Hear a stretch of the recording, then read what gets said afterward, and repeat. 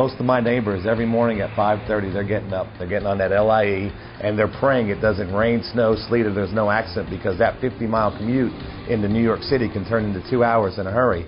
I like to joke that I like to sleep till I'm done. And, you know, to me, being able to get up at 8:30 or 9 o'clock, what do I do in the morning? Same thing, I get up, I check my emails. I grab the newspaper, I return some phone calls, I set up some three-way appointments, I see what kind of appointments I have that day, one-on-one appointments, meet with some consultants at a Starbucks or a Dunkin' Donuts or an in-home. I try to get a workout in every day. It's nice while most people are at their jobs, I can go shoot to the gym for an hour, and then every night I'm someplace. Every day during the weekend I'm at somebody's house doing a presentation, whether it be in Yonkers or Staten Island. I'm out just about every night, but I wouldn't trade it because I don't have to answer anybody. If I want to take off 2 days, I can. I think that we're very blessed that we can be the architects of our own future. You know, we get to design what we want our life to look like, and then we get to go ahead and execute that plan together as a team. And not many people can work together as a team and really have quality time together and learn to value each other's strengths. So it adds a whole other level to your relationship. I got a phone call back in October of 2006 from a great friend of mine, Brian McClure, a gentleman that I'd worked with back in Excel Communications. We weren't part of the same team, but I got to know and respect Brian. He was a gentleman that had no financial interest in helping me, but he went out of his way anyway. And to be honest with you, he was probably the only person that could put a call into me and get me interested in another network marketing company. And because of my relationship with Brian, he had my attention from the first time he called. When you're part of something and you're on the wrong side of timing, in other words, you see people become very successful and you wonder, why not me? And you realize it's nothing you did wrong, you were just a little bit too late. And then you realize you've got that opportunity all over again, but this time you're on the right side of that big wave of momentum. It drives you to go out there and work. Plus, I love what I do. I mean, I wouldn't trade it for anything. I love what I do. I've seen him through different phases of our relationship and in different businesses where, you know, there's times that you get down, you got to drag yourself out of bed, you got to drag yourself out to meetings, and you're not excited to do it, and he's excited to do it. You know, it's almost, it's like a little kid getting up every morning for Christmas in our house because he can't wait to go help people have success and help us have success. So it's exciting. We're having a good time building this. At first, I didn't want to believe it, but the more and more I looked at it, I saw the success other people were having. I initially passed on this business just to show you don't have to be smart to make money on it.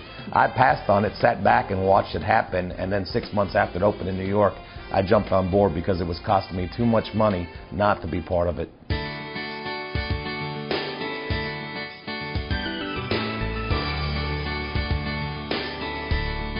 Well, I'm an early riser, so I'll get up a little earlier than Ray does in the morning, and I'll jump on the computer then and get some of my office work done. You know, if he needs a PowerPoint presentation done or a spreadsheet or anything, I'll try to get that done in the morning. And we'll have breakfast together and we'll go over our plan for the day, figure out what we're going to do for the day.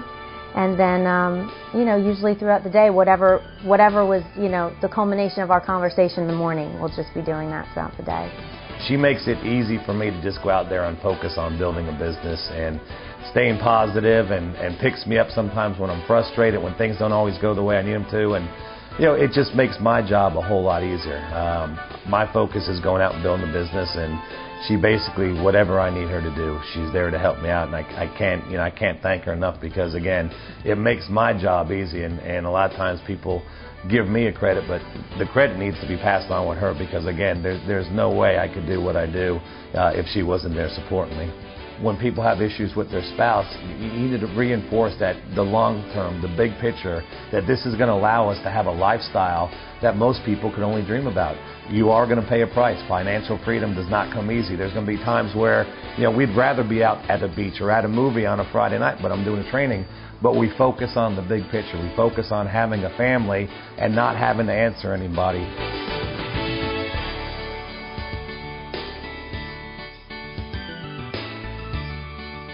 My results have far exceeded expectations, and I think that's two reasons. I think the opportunity to be part of the deregulation of something that's only going to happen one time. I think electricity and gas attracts people to this business. It's something that everybody already uses.